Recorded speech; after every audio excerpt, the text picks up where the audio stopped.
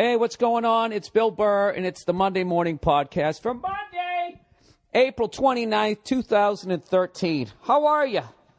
How you doing? I am in a fucking phenomenal mood. Absolutely. I'm in a great goddamn mood. You know why? You know why? Because I'm not even mad right now that my cell phone is ringing this fucking early in the podcast. I'm not.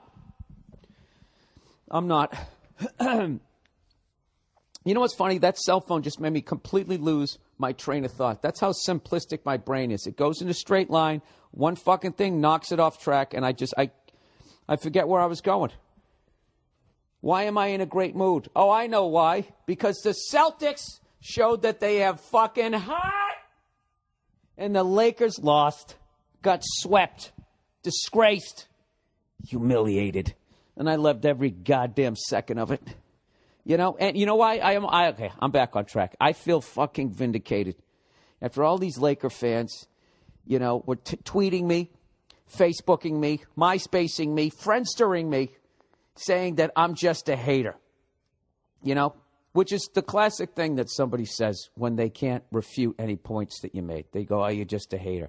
As when I told them that the guy that they constantly sit there and call and chant MVP at is a fucking cancer on that team. It's a fucking cancer, and they just can't see it. Because I'm not saying all of them, but just because everybody plays these fantasy fucking football, baseball bullshit.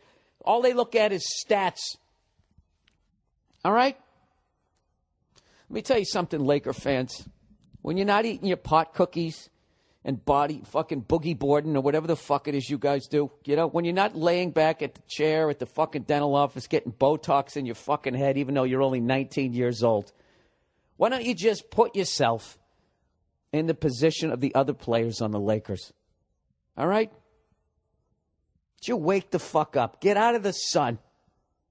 Stop frying up your goddamn brain. And just use a little bit of common sense.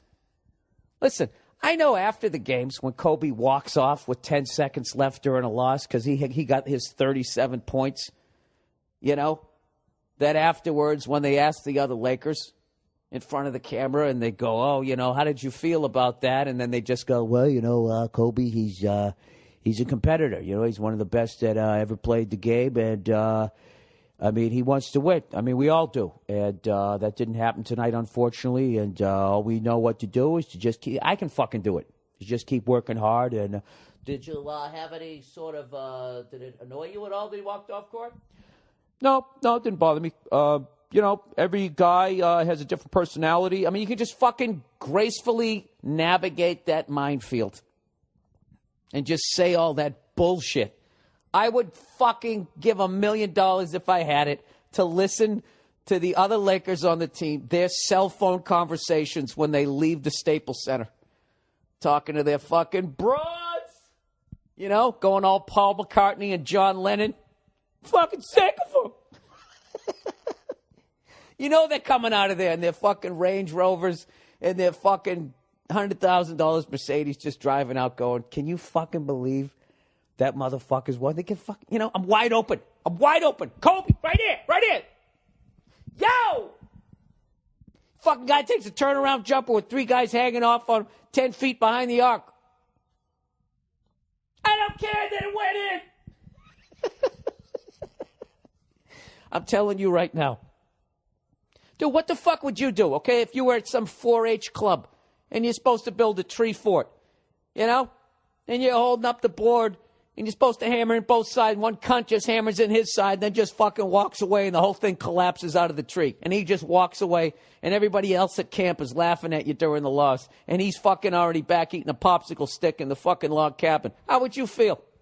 What would you be saying? You know? I'll tell you, if it was televised around the fucking world to all the 4-H's and your goal was to continue being in 4-H's, you do exactly what the other fucking Laker people do. You just sit there going like, well, you know, he loves building tree forts, and it's really in his heart. And when things don't go well, he gets upset. And, you know, all we know how to do is just to get out there tomorrow. Actually, your voice would be way higher. Actually, all we know is to go out there tomorrow and try to build another tree fort. I love it. So the guy, he gets injured. All right? Now you can actually sit down and maybe watch the Lakers. Maybe get to watch Steve Nash do what the fuck he does, distribute the goddamn ball rather than pass it to Kobe and then sit there, I don't know what. What do you do with that after you pass it to Kobe? I mean, you might as well just fucking sit down, take a little cat nap or whatever. I was actually looking forward to that shit. And what happens? What is the cancer? MVP. What does this guy do? He starts tweeting during the game, criticizing the fucking coach. Laker fans, you can't read through the lines when his coach said he's a fan now. That's what fans do. And then Kobe, laughs it off. Read between the lines. He's saying this guy's one of the biggest cunts I've ever had to coach in my life. Even when he's not on the court, he's still fucking up the chemistry of the team. All right? Did Bill Russell ever tweet during his Celtic career? All right. You get the point. You know what I'm saying? I feel vindicated. How about those Celtics? How about those old-ass Celtics? I was really nervous that they were gonna get swept. And I don't know. I got to be honest with you. I didn't watch 1 second of the Celtics series. I can only pick one sport,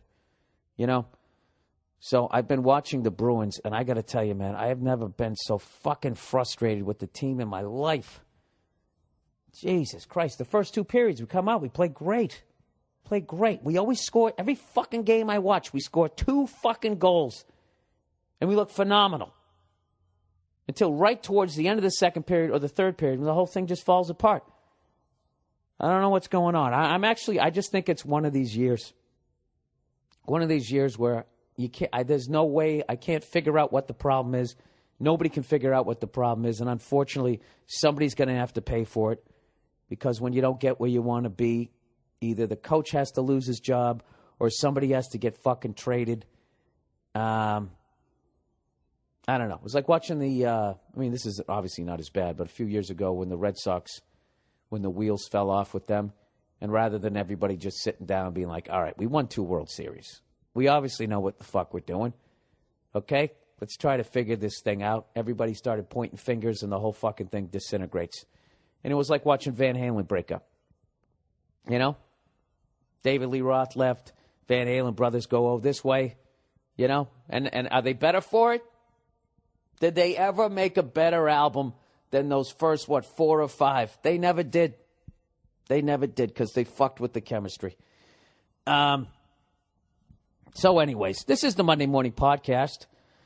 I'm your wonderful host, Bill Burr, and I got a buddy of mine, up-and-coming comedian Danny LaBelle, has a new comedy album that's coming out. This isn't a commercial. This is just a nice little promotion for a friend of mine. The name of the album is called Some Kind of Comedian. April 30th, tomorrow, the album. Unless you're listening to this years in the future, then it's already out. But if you're listening to it today, April 30th, tomorrow, Tuesday, 2013, April 30th, the album is out in stores, and it'll be on iTunes, Amazon.com, etc. It's recorded in Scotland, which I think is cool. Gives it a nice different flavor at the Glasgow Comedy Festival. Danny LaBelle, it's called Some Kind of Comedian. Check it out if you want. What's great is if it's on iTunes, you can listen to some tracks. If you like it, you can download it. If you don't, you don't have to. But either way, don't fucking start bitching at me. I like this guy, and I think he's funny, okay? Go fuck yourselves. All right, back to the podcast. Where the hell am I? What the hell did I want to talk about? After going on and on about that. I've been reading this Daily Mail thing. You guys go on this website? What's the deal with Daily Mail? Did I already get rid of it? Oh, no, there it is. This is the most insane fucking website. I love it. They got stories all around. They got one here. This is a bad one. Boy 2 and 10-month-old brother died after exhausted Australian mother left them in the shower and fell asleep for 10 hours. Jesus Christ, what the fuck was she on? Huh? I was really tired, and I slept for 10. You don't sleep for 10 hours unless you've been doing, what, blow for 3 days? I guess some people can sleep that long. That's fucking, I know, I shouldn't be laughing at this shit. Now, that's a bad one. Then they got this other story. It says, you got a friend in me. Xena, the warrior puppy, rescued as it was starving to death, now changing the life of an autistic boy. And you got to see this picture of this dog. When they found it starving, it looks like a fossil with fur on it. It already looks like it's dead. Somehow this thing comes back to life and is now helping this kid that has autism. All right? So there's one for you, cat people. If you ever found an emaciated, fossil-looking fucking cat, all right, and you nursed it back to health, giving it milk and whatever, and a little box for it to shit in the house, and give you that look like, yeah, you deal with it, like cats always do, all right? Do you think at the end of that journey that it would then fucking help out some autistic kid? You think a cat doesn't have a fucking ability to do that? You know, they don't, because they're a bunch of cunts. So there you go. The two debates have ended today. Dogs are better people than cats, and the Celtics have more heart than the Lakers. That's just it. Okay? And I'm also gonna fucking check off Kobe is not the fucking MVP. All right? Kobe is, if fantasy football, fantasy basketball, that's the fucking guy you want on your goddamn team. He's not even in the game, and he's still affecting. He's got to sit there and tweet and criticize his own goddamn coach. Oh, my God. That guy earns the K. You know? In cunt. All right. On to some other shit here. And I know it's been it's been pretty much nothing but sports talk this week. This one actually transcends sports, to show that everybody in sports is not a fucking meathead. NBA star Jason Collins comes out as gay, making him the first openly homosexual athlete on a major American sports team. Now, other people have come out, but always after their careers. And I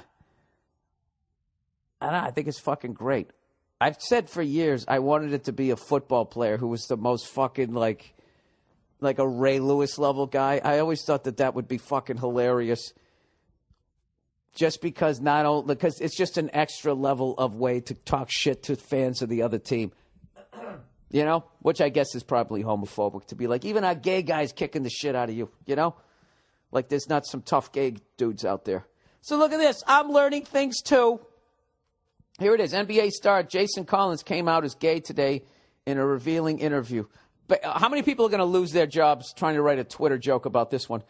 Or their endorsement with some fucking insurance company, making him the first professional athlete in American sports to come out as gay. What, somebody else's? Has a soccer player come out? Oh, Jesus, that's an easy joke right there. I'm not going to step in that fucking minefield. I'm not going to do it. I'm going to be mature throughout this entire story. The 34-year-old basketball player opened up an interview with Sports Illustrated amid much speculation about rumors that the major athlete would be coming out of the closet. The initial reports came from the National Football League, as a number of straight players said that they would support a teammate should they reveal they were gay. Yeah, why wouldn't you? I got to tell you, the shower's got to be a little weird then, you know? Hey, is this fucking dumb? Should they have their own showers then? Or at least pay a cover if they're going to go into the shower? Should they have to? I'm going to open this debate with my own moron. Should they have to pay a cover charge when they go into the shower with everybody else, with all the other dudes on the team, you know? I mean, what the fuck? What if I was playing in the WNBA? They wouldn't let me go in the shower. He's going to walk in there with a stinger, right? They would all be flipping out. That's a fucking very ignorant yet interesting point. You know, everybody on your team is in shape. They're all got their abs and their pecs going. You can't tell me that's not a fucking enjoyable experience. That would be like me if I got to walk in and shower with all these Victoria's Secret models. And they'll be like, ew, get out of here, you creep. What? I'm just like you. I also like wearing high-heeled shoes with feathers, right? I don't know. Either way, I'm fucking around. I think it's great. It's about goddamn time. And Oh, I think it's fucking hilarious. Because there's so many morons that are sports fans that I wish that I was in a sports bar when this came out. And just watching fucking guys' eyebrows and fucking getting all twisted up. What? It's sports. You're not supposed to be gay. I think it's great. Good for him. Good on him. Who's he play for right now? I never... the Washington Wizards. Come out as gay. Oh, my God. Did they make the playoffs or not? I have no idea. But I can guarantee you somebody's going to lose their job trying to make a joke, or somebody's going to, oh, Jesus, you know all those Bible Belt people? If he ever plays a game down in if he plays the Grizzly, they're going to be standing outside the team bus. You are going to hell. That's when you know you're a moron. When you fucking, you make one-syllable words two-syllable. You're going to hell. He's in bed. What's the one? And they always do the one about the chick. I can't fucking remember. My brain's fried. People, I've been on the road this entire month. Actually, this entire fucking year. I figured it out. And I can't even remember the numbers. We're something like 17 or 18 weeks into this year, and I've been to 20 cities. All right? I really don't know what's going on in the world. This is how fucking out of the loop I am.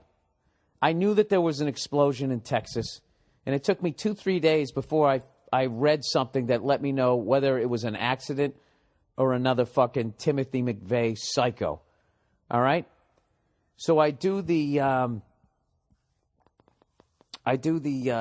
what did I do? I did Dallas. I'll take you through my week. What was it? Wednesday? The fuck is today? I don't even know. So Wednesday or Thursday, I went to Las Vegas. And I did a private show. They go, you got a private show in Vegas. And I didn't even ask who the fuck it was for. I was like, oh, making some money? Yeah, I'll go to Vegas. I'll walk around. I'll take a fucking steam. It's the only time I ever take a steam is when I go to Las Vegas, because every fucking casino has one. And it's the greatest fucking experience of your life. You know, you walk in. First of all, everybody in there is always 80 years old. For some reason, old guys love taking a steam.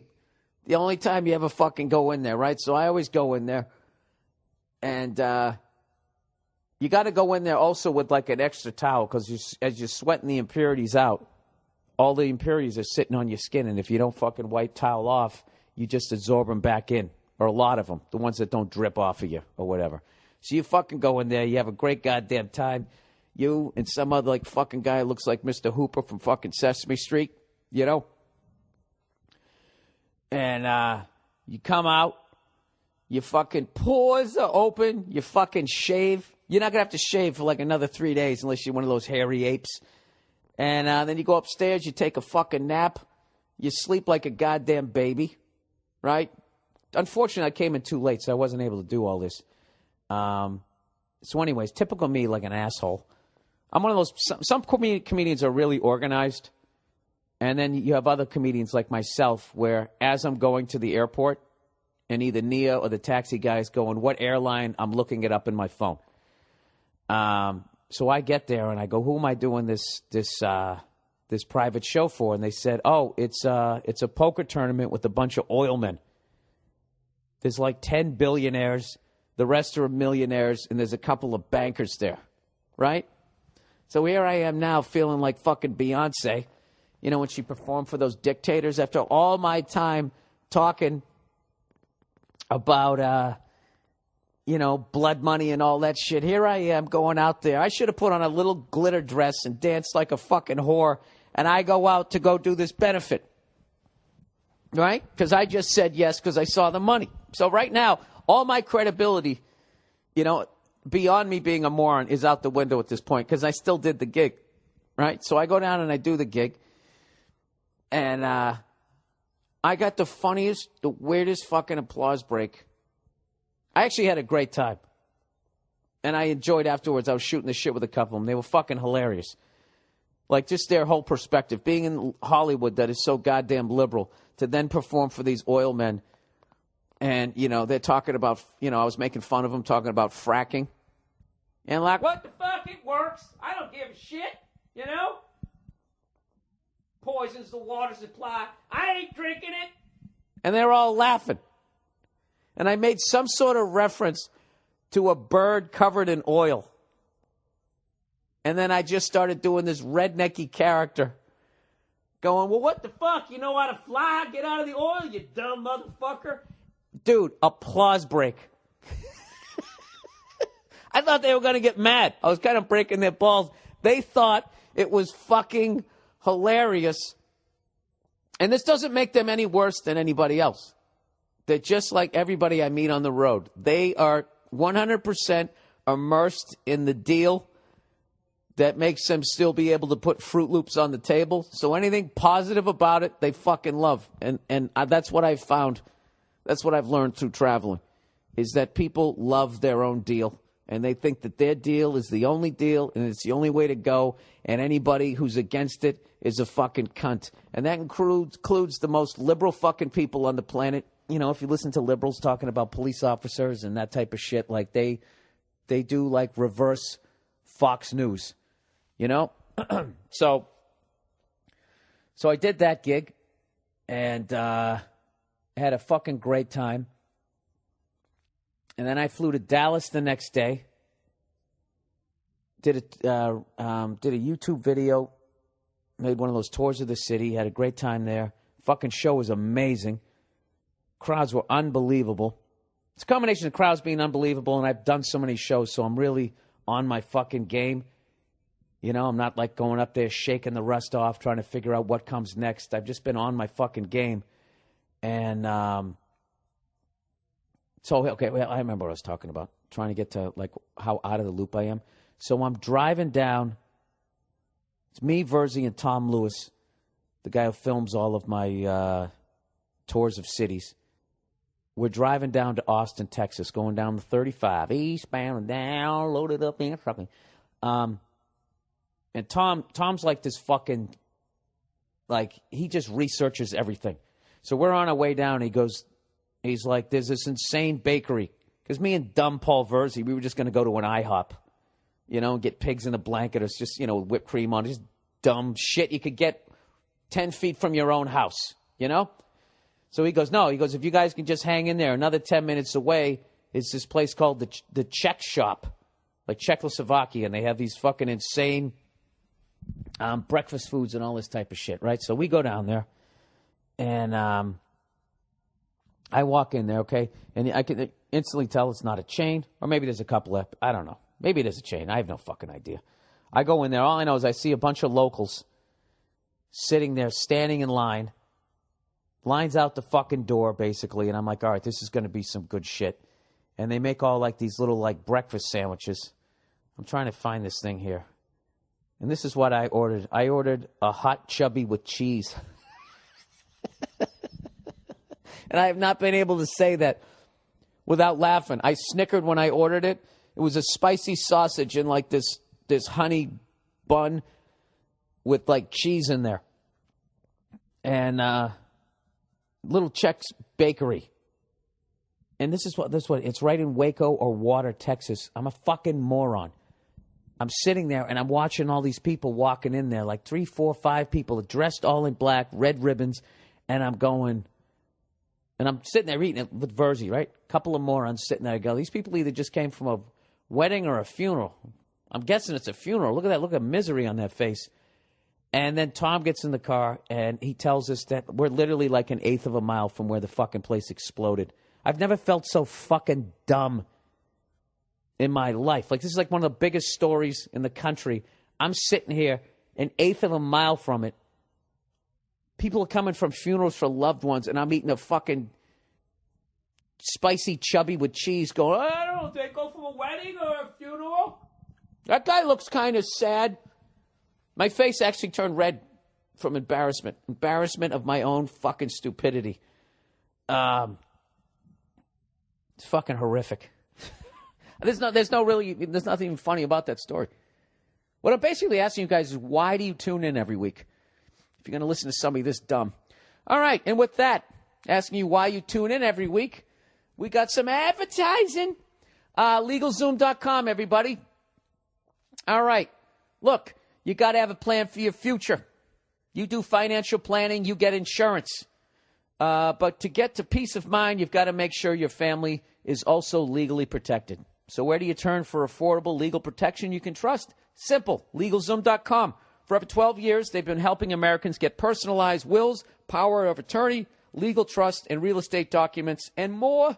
LegalZoom also helps start and maintain businesses with incorporations and LLC filings, trademarks, and copyrights, the whole deal. Their time-saving service was developed by a team of experienced attorneys, and LegalZoom takes care of you from start to finish.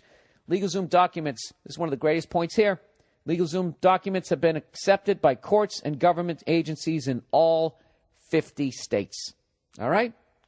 LegalZoom is not a law firm, but they can connect you to an attorney and provide self-help services at your specific direction.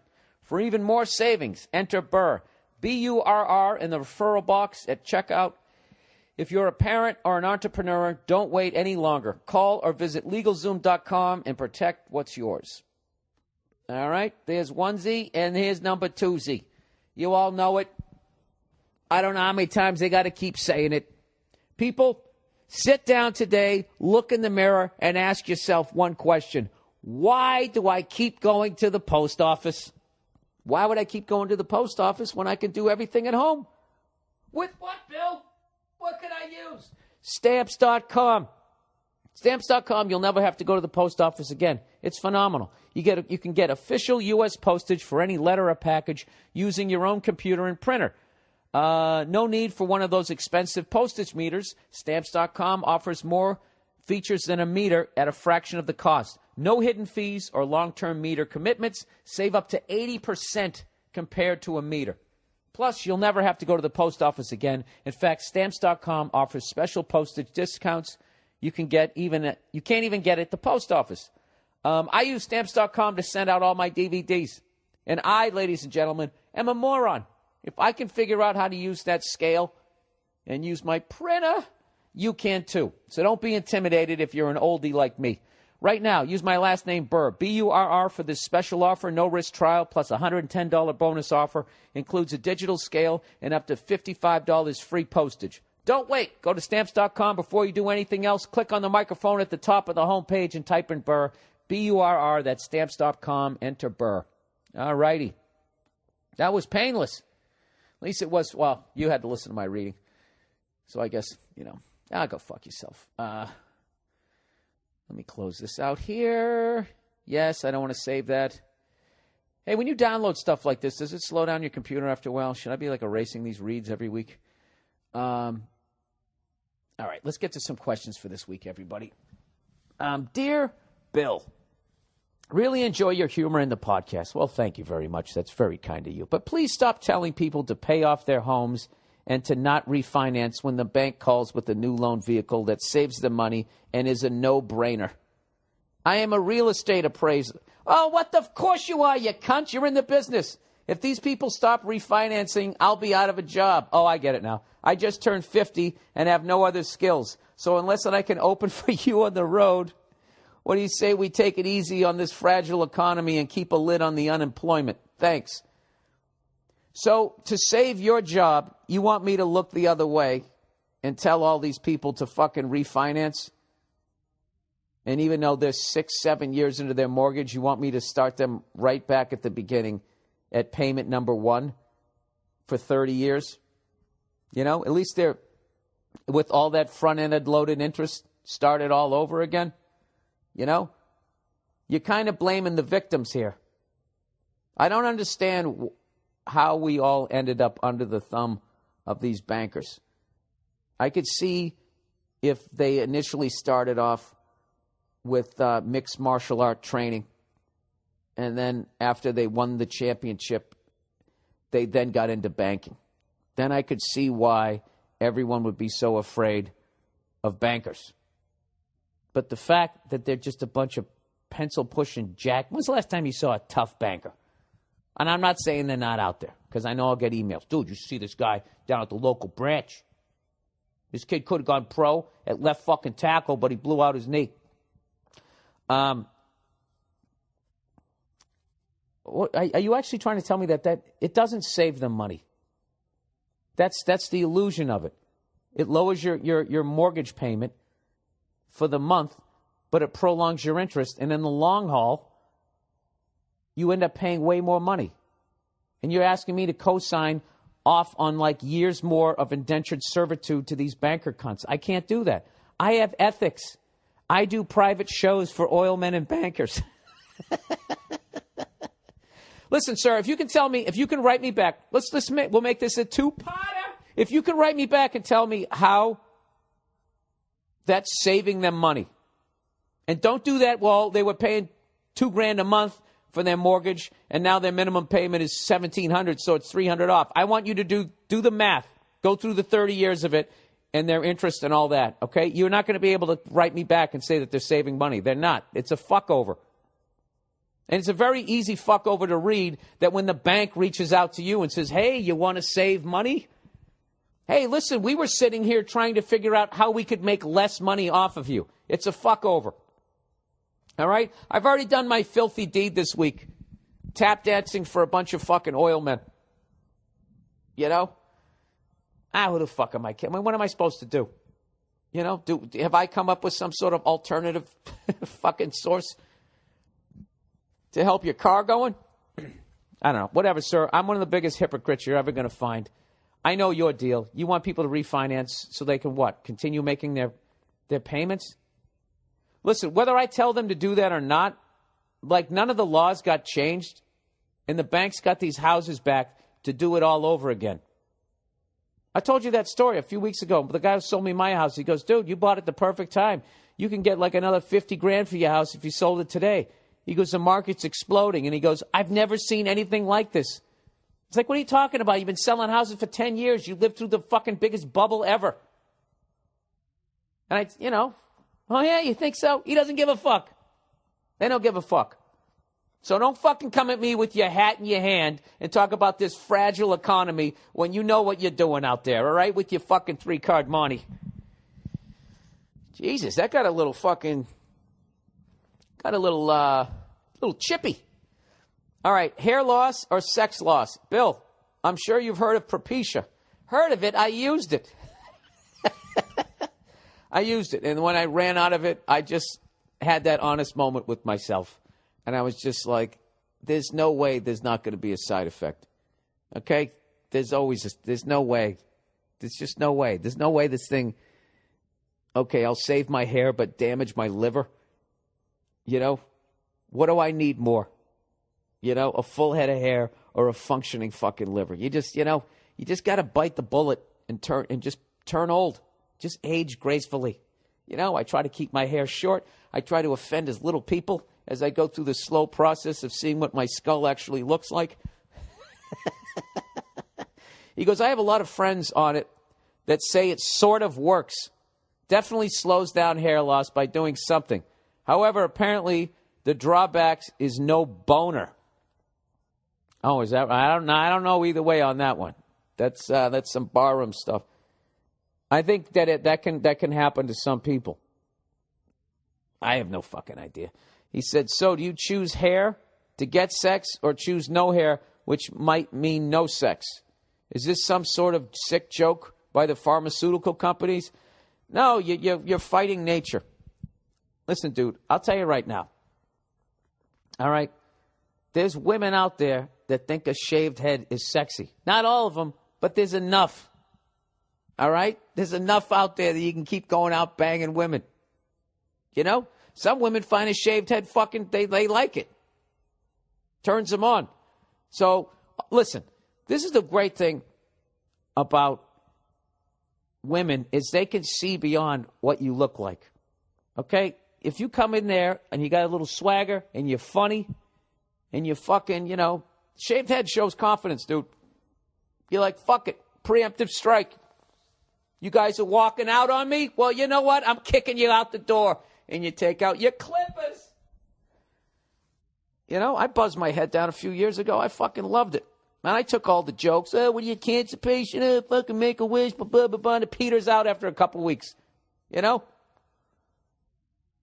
know. I go back and forth. I mean, I go literally from doing, maybe I'll do the fucking hair transplant to all the way back to I'll fucking shave my head again.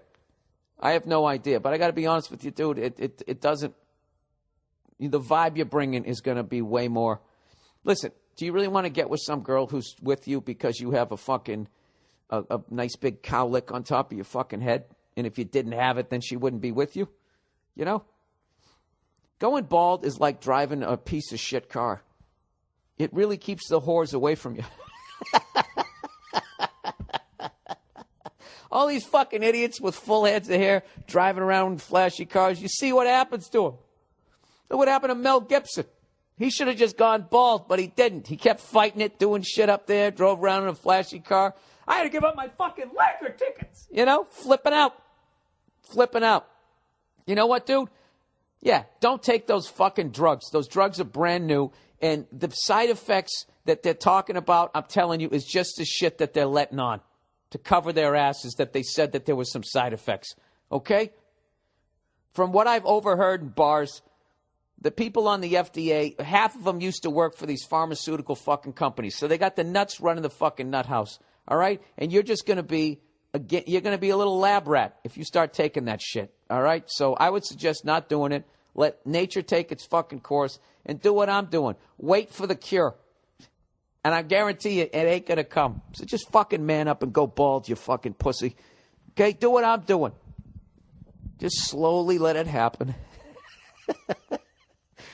A year from now, I'm going to have fucking hair plugs, and I'm going to be performing for Dictators for a New Year's Eve gig. Be best friends with Beyonce. I didn't see my itinerary either. I didn't know who it was. I literally used the same excuse for performing for Oilmen. Anyways, loner. Hey there, red-haired reindeer. Love everything you do, and listen to you as you has changed my life. Jesus. All right, now this one isn't going to be on me. Love everything you do, and listening to you has changed my life. Sorry, that is on me. However, although I am more comfortable being myself now than I was before I listened to you, I've got a dilemma. I don't know why, but I don't leave a lasting impression on people. Oh, God, dude, that's one of the saddest things ever. You just said you're forgettable. Hey, you know what you should do? You should turn to a life of crime. Don't hurt anybody. Just go in with an unloaded gun and start robbing convenience stores, right? Get the money, you take off, and then fucking when the cops come, can you give us a description? Yeah, that's the funny thing about him. He just, I don't know if it's because I was so scared or the fact that he just was just so forgettable. I know he had an arm because he was in a hand because he was holding. Anyways, I go to a community college, and for some unknown reason, my personality doesn't attract anyone. I lost all my friends from high school. They all moved on with their lives, and the people in my college don't notice me. I'm very eccentric. Jesus Christ, dude, you sound like you should be on some list here, man. Please tell me that you're not going to fucking start reading about chemicals. All right? He goes, at work, everyone loves my crazy-ass personality and my spontaneity, but these two-faced cunts are such liars. They always say, oh, we should hang out, but every Monday I always hear about their stories of them going out without me. I've tried to make plans, but they easily flake. Please, Bill, your podcast keeps me sane, and you can only make sense of this. P.S. You know that polite fake personality everyone has when they first meet someone? What if a girl has that personality only around you and no one else? Is she uncomfortable with you or likes you? Oh, Jesus, dude. Jesus. All right. Oh, fuck. Oh, how do I fucking how do I re-enter this fucking atmosphere without burning up? Listen, this is what you got to do, okay? You can't give a fuck whether people hang out with you or not. All right? If I had to guess, I'd say maybe you're trying too hard.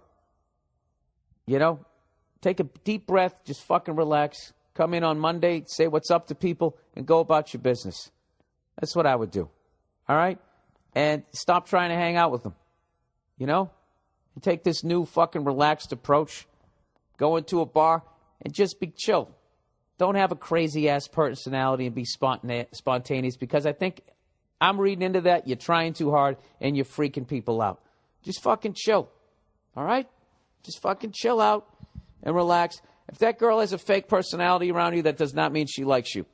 I think you're freaking people out a little bit. I'm not trying to criticize you here. I think you're just trying too hard, because the fact that your friends from high school took off from you, you might be a little self-conscious. So now you're questioning who you are, and you're trying to fucking ramp up to this energy level that you're not normally at. So it's weirding people out. So I would just fucking chill, you know? But please do not fucking go to work and do something crazy, because there's a lot of that shit in there that made me fucking worried about you. All right? Just fucking, I'm telling you, just like I said to that dude going bald, just fucking go bald. You know? Somebody makes a joke about it, you laugh. Yeah, it's fucking awful. God bless you and your full head of hair. And then fucking make fun of this shirt. There you go. I hope that helped out, sir. All right. Viking twins and oh, Jesus. Viking twins and Jesus. Bill, I know you're tired of relationship advice, but maybe this will be different. Here's the deal. I'm having goddamn twins in September. Well, congratulations. I've been married for nearly 6 years now. I love my wife, and I'm definitely stoked on having children with her. However, while she is a Christian, I am not, and I am a little concerned. And then what does he write? All fucking greedy? All fucking ready. He wrote that all as one word, everybody. If you think I'm dumb. And he wrote all is A-L. No spaces, okay? Stop rolling your eyes, feeling that you're smarter than me. He says, I'm a little concerned about what our kids are going to learn if we decide to go to church and whatnot. I'm just not sure that I want my children to learn about hell and sin and all that other bullshit. That's just not a story for fucking kids, you know? Like, you better be good, or when you fucking die, you're going to burn for goddamn eternity. I want my kids to be happy. I don't want them expecting a bitch slap from some imaginary figure if they tell a fucking lie or something. Kids should be innocent and full of wonder and gay and all that shit, you know? That's so funny how guys can't just write happy stuff. You got to somehow tap out, you know? They should be happy. They should go sledding and all that shit, you fucking cunt. You know, we always got to do that. Anyhow, I'm not exactly sure what Nia believes, but if you guys had kids, would this be an issue for you too? No, neither one of us goes to church. So we're going to go to hell. Another problem is that either way sucks. If they believe in hell, they'll live in fear. If the little shitheads believe what I believe, they'll think they're just going to goddamn rot in the fucking ground and disappear when they die. So they'll be bitter, cynical, and fucking miserable, just like their father. Now, I disagree with that, because I think you just go into the ground. That's what I think, but that's not why I'm bitter and cynical. I'm bitter and cynical because of, like, that fucking email that I got from that 50-year-old real estate guy who wants me to side with the banker cunts. And no one will pick up an axe and go into these gated communities and get these pencil-pushing pussies. You know? And every fucking week we work and we got to take our fucking check and take it down to the goddamn bank and give it to them. You know? Acting like this is a safer place to have than stuffing it in your mattress. You know? You might as well stuff it in a mattress. You're never going to walk in and your mattress is going to have a lock on it and be like, yeah, fucking that's closed. Go fuck yourself. And I know what other people are saying. Well, you know, what if somebody breaks into your house? Does anybody look under the mattress at this point? It's such a cliched place to put a couple $100. You know, I don't fucking know. You can't win. That's why I'm cynical. That's why I'm cynical, okay? Because, you know, I'll talk to hockey fans, okay? And they'll have the biggest dirtbag piece of shit intent to injure guy on their team, but because he plays for them, they don't give a fuck. And they'll put him in their ring of honor. And then if somebody does something to their team, then they're flipping out going, that guy should be out of the league. That's why I get bitter and cynical, is because it's depressing. It's depressing that the amount of people that just look out their own heads. And, if it's good for me, then it's fucking good, and I don't give a shit. And they, they lack empathy. That's why. But not because you're going into the fucking ground. So I wouldn't equate it to that. Anyways, my solution thus far is just to go Norse, No, I don't. Die in fucking battle, sons, and you'll get to be members of the Enerhard Jar. I don't know. Is this some Lord of the Rings shit? Fight and die every day, only to be resurrected at night to feast with Odin in Valhalla. I don't know what any of this is. Something when you and your fellow ghost warriors fight the fucking wolf and Fenrir until the end of time. That's a badass speech if I knew how to fucking pronounce it. That's one of those things where you're walking around with that thing on your arm for a falcon to land on. And when you go to shake hands, you grab the other guy's forearm. He goes, I think that's the way to go. I have absolutely no idea how to really relay these concerns to my wife without offending her. Yeah, I mean, considering you're writing me, I get it. But I think I care enough about my kids to make this an issue. My kids are going to be completely mediocre and never accomplish anything. There's no need to heap... Oh, what? My kids are going to be completely mediocre and never accomplish anything. There's no need to heap hell on that pile. What do you think? All right. Well, I was with you until you said your kids are going to be mediocre. You can't say that to them. You got to give them that head start. You got to build them up. And see, now I got to talk to you about two things. I mean, I don't know. You're really far down the fucking road. 6 years in, and now you're having kids to finally bring up the religious issue. This is really something that should have been discussed before you got married. But I get it. You fell in love with this person. You can't pick who you fall in love with, as they say. I would just sit down and tell her what you told me. And then when she was like, well, why didn't you bring this up 6 years ago? Use the line I just said. Just say, because I love you. I saw you, and there's nothing I could do. I fell in love with you. I think you're great. And, now I just want to discuss this with you. And I'd like to do it without you crying and making me feel like a bully, because these are half my kids too. So what if once a week, every other week, you scare the shit out of them, and every other week we go into the backyard and I dig a hole and go, that's where you end up. You can sort of balance it out. Yeah, dude, I don't know. I don't know how to do it other than you just have to sit down and talk to her and just say, listen, I don't mind spirituality. I don't mind, believing in a higher power and everything, but I really think it's a lot to heap on the whole heaven and hell thing. And I think when they're young enough, when they go to church, they're just going to be bored and not know what people are talking about. And I think it'd be a great thing for their self-esteems if you and I didn't drive away and try to communicate all that hell shit to them. All right? Maybe she can still take them to church, but just keep reinforcing that this thing loves them. All right? That is a fucked up thing to just bring that into their lives. You're going to burn forever. Have fun playing Frisbee. All right. Pro Flowers, everybody. Mother's Day is coming up. Huh? Who's better than your mom? No one. All right. Did you give your mom a hard time growing up? Of course you did. Of course you did. Were you like me? Did you get into a fight with your brother? And when after he slapped you in the back of the head and you grabbed the garden hose and you tried to spray at him through the fucking screen of the kitchen and you flooded the kitchen? Right? And your mother came out with a wooden spoon and beat it over your head until it snapped in half. Did you do that? Of course you did.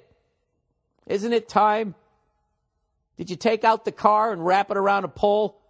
Then they got sued by the family that fucking makes the telephone poles? Of course you did. Don't you think it's time? Something that maybe, are they giving me like suggestions here? I know to make it funny. Look at these suggestions. Talk about how you're making up for it by sending her I'm not going to talk about stuff that's not going on in my life. I'm going to talk about the fact that I love my mom and I love my girlfriend, so I'm going to get them flowers. Is there an easier way to do it than proflowers.com? Absolutely not. Pro Flowers has 1 dozen rainbow roses for $19.99. Or you can double the roses and get chocolates plus a premium pink vase for just $29.98. That's 50% off. You just need my code, Burr, B-U-R-R, when you order to get these special prices. You get a colorful bouquet of roses, or is it bouquet? Is it bouquet? Of roses that will make your mom smile. This offer is just for my radio listeners. It's a listener favorite every year. Come on, man, you guys got to do more than just send your mother a card. Women love flowers, you know, and she's going to love that you care. Even though you've gotten older and you're married, you're still remembering dear old mom. Pro Flowers are guaranteed to last a full week or your money back. You know, see if you get her a sweater, she wears it one day, she puts it in the drawer. You get her the flowers with that beautiful vase, she's going to see them all week. All right? So here's the deal. The only way to get this amazing Mother's Day deal is to go to proflowers.com, click on the microphone in the top right-hand corner, and type in Burr, B-U-R-R. That's proflowers.com. Click on the microphone and type in Burr. Order now. This special pricing expires soon. Yeah, do it right now. Just get it out of the way. And then the pressure of Mother's Day, you know, you're not going to have to worry about running out, going to CVS, trying to pick out the last fucking 3 cards that are left. You don't want to do that. All right? So there you go. All right, last read here, everybody. Did I already do this one? Jesus, there. eVoice. Oh, I like this one. eVoice is the reason you're going to make more money in 2013. How do you like that for confidence right out of the gate with their copy? They are the reason you're going to make more money. When your customers call, you'll have your own toll-free number, professional greeting, dial-by-name directory, and more. You'll sound like a Fortune 500 company and blow away your competitors. You'll sound like a Fortune 500 company even though you only have 3 employees. You could just have 1 employee. And they'll make you sound like you got this giant factory already and you're somebody to get in business with. eVoice lets you give out 1 number that rings wherever you are, the beach, the bar, it doesn't matter. You'll sound like you're at the office. Yeah, unless people are screaming in the background. I mean, we have to go to, yeah, I guess you go into the bathroom. You got to go to eVoice.com and use the promo code BILL. eVoice even takes all your voicemails, transcribes them, and sends them to you instantly as a text or an email so you can check your voicemails before the meeting ends and not look rude. eVoice is only $10 a month. For a long time, my listeners have been able to get free trial of eVoice for 6 months, but that's about to come to an end, okay? So, guys, make sure you sign up for your free trial of eVoice between now and the end of the month, which is literally tomorrow, and get your 6 months free trial before it's too late. Come on, guys. I want you to get you out of them cubicles if you want. All right? It's your last chance to try this great service for free for 6 months. Go to eVoice.com. Use the promo code BILL. That's eVoice.com, promo code BILL. Or just go to the podcast page on BillBurr.com and click on the eVoice banner right now. All right? There you go. Okay. Back to the podcast. And what better way to go back to the podcast by reading this lovely email? This lovely email right here called Getting Cock-Blocked by Jesus. Oh, Jesus. That would be hard.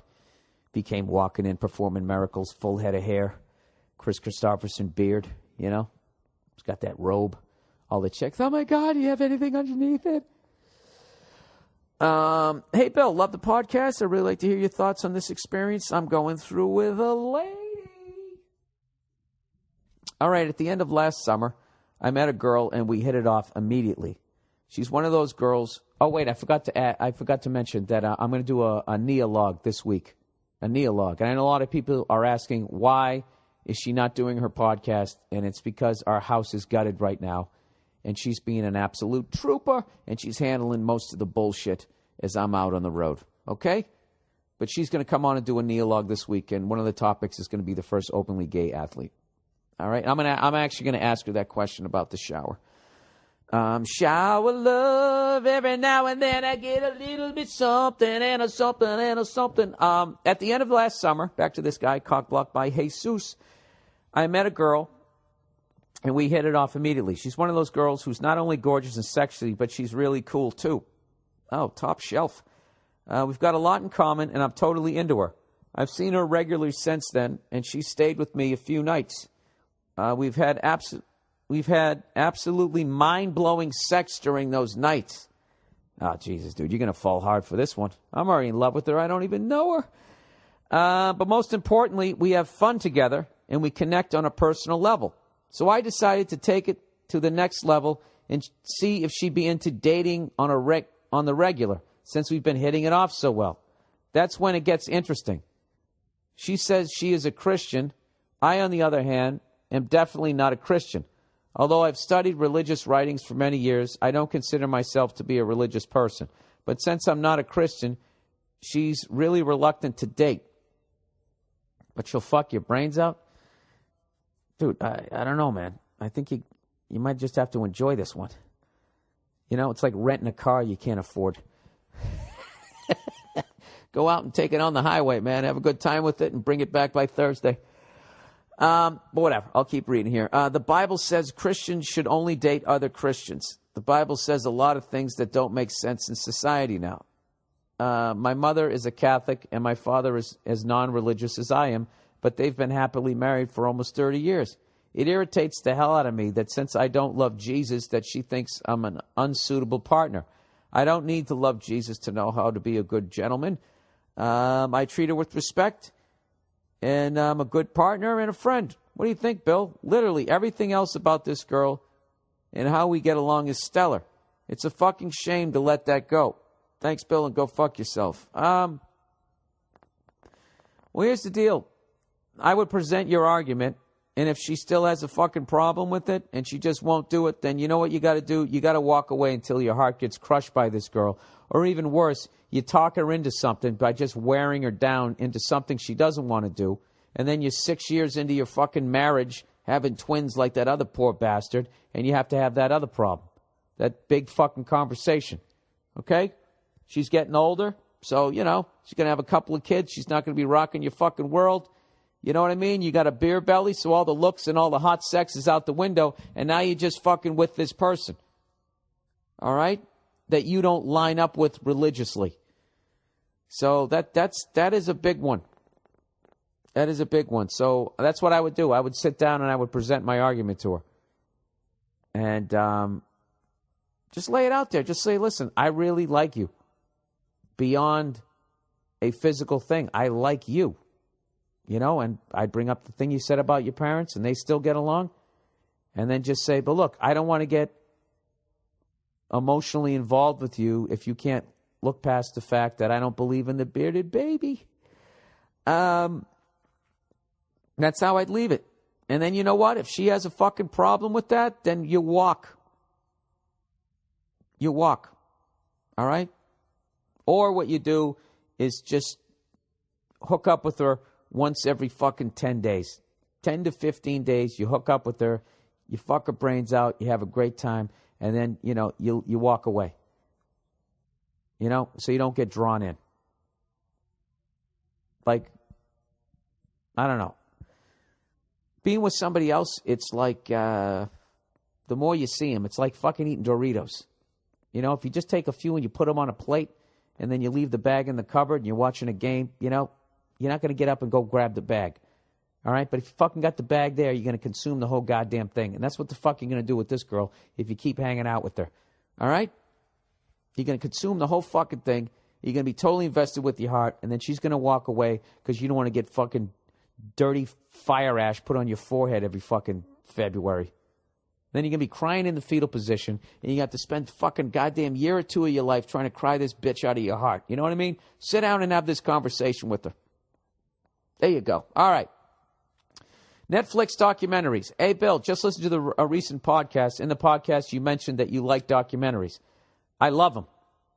I absolutely love them. Documentaries are like reading for stupid people. You know, it's like watching a book. Unless you watch those Michael Moore ones or that one that guy made about Nirvana. You know what I mean? Like, Michael Moore should be, like, considered, like, video, like, op-ed pieces. You know, and you can, it's easy to tell. I hate to single that guy out, but that guy, I think, is one of the biggest offenders of somebody who's just, like, already has his mind made up and is editing around the opinion that he already has. And he's just, you know, taking you by the hand and leading you down to this absolutely fucking so ridiculous to one side. That guy, to me, is as ridiculous as fucking Bill O'Reilly. You know, I'd actually say he's more ridiculous than Bill O'Reilly. You know what I mean? Anyways, I don't like talking politics. Here we go. Now, I know you say you don't like football, soccer, but I know you love this. But I know you'll love this. It's called the 4-Year Plan, and it's about a team called Queens Park Rangers. They had just been taken over by a team of billionaires, including big names in Formula One. By the way, I love Formula One racing. I never watch it. I always miss it. Somehow, the season's weird. It starts in like February or some shit. I don't know. I always miss it. But Formula One racing is like, if you're ever going to meet James Bond, it's going to be at a Formula One race. Like, you're just talking the richest people on the planet, the greatest bone structures of any people you're ever going to see. Nothing but full heads of jet black hair and some of the hottest ass you're ever going to see in your life are at these things. It's insane. And then what I love about it, the sport, is the level of intelligence to get that car to just go just a little bit faster. And then it also makes sense that there's right and left turns, you know, and they race in the rain. It's the real fucking deal. I'm a huge fan of it. By all means, somebody let me know when the next Formula One race is. It's not like I can't go on the internet and find out. Was it the Fuel Channel? I know somebody shows them. I always wanted to get that in just 1 year, just follow it for the whole fucking year. You know, the Ferrari team and all those fucking Mercedes and all those great car manufacturers. Anyways, here we go. Somehow someone persuaded these Formula One people to allow a TV crew to record everything, which is basically them owning this soccer club. In a nutshell, it turns out to show exactly how not to run a club. Spoiler alert, here we go. This documentary may change how you see football. By the way, I'm from Birmingham, England, and I support Aston Villa. My apologies, because I know I probably said that wrong. I really don't know why I've told you this, but please watch it. It's fantastic. No, absolutely. I would love to watch that. I'd watch one on World Cup soccer. I like World Cup soccer, that the whole world is watching, and it really is a world championship when you win it. You know, those fucking horns that they were blowing, that really blew it for me last time. I remember trying to watch it. I was in Vegas with Tom Papa, and he had this show at the Orleans, and it was me and him doing this comedy show. That was such a fucking great weekend. So I brought the lovely Nia with me, and we both went up to his suite, and we were watching. I was actually psyched that I found an American that was into the soccer, and we were sitting there watching it, and that stupid fucking horns being blown the entire time. It just became this running joke. Tom started imitating him, just kept going, wah, wah, wah, wah. It was some sort of Jerry Lewis kind of fucking noise. And we would just be trying to focus on the game, and every 3 minutes, one of us would do our impression of those horns, and somehow it stayed funny for the entire fucking match. And but that really hurt the World Cup. Like those horns should be banned. So, anyways, whatever. I'm saying I'm going to watch that one. Did you say what it was called?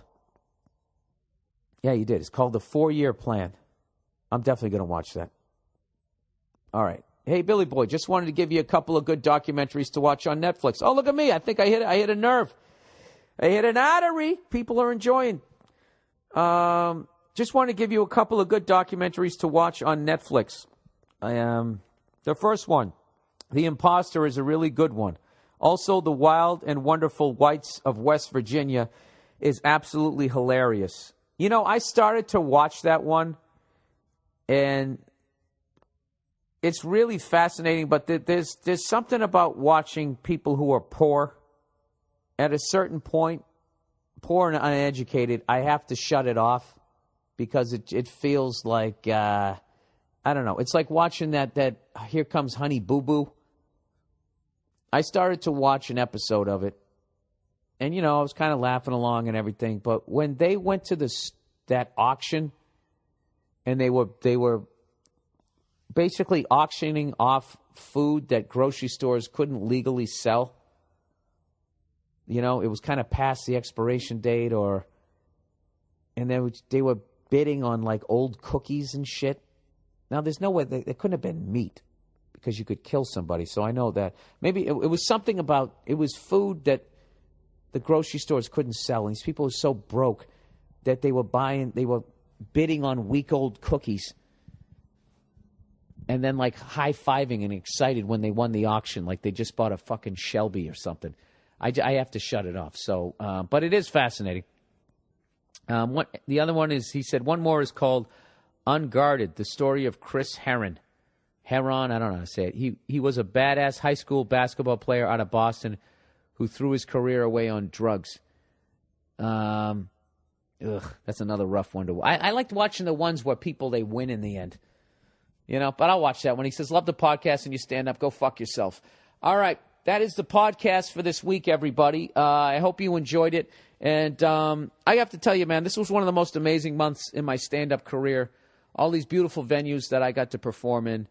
It's really a blessing to be able to do stand-up at a theater. And I wanted to thank everybody that has come out to my shows this month. And I really learned something this month about all these so-called B and C level cities. Like, they're the shit. And, you know, people are so fucking appreciative when you come out to them. You know, I'm not talking like Dallas and Austin and that type of thing. I'm talking about when you go to like Tallahassee, you know. I mean, it's so ridiculous. I guess last week I kept calling it Columbia, but Charleston, South Carolina that I went to, I mean, that's an A-level city. They had like fucking houses worth $9 million right on the water, but like just people don't go to them. I know that I mentioned that I was going to do a tour of Canada, and we were going to do it in the summertime, and we realized how stupid that was.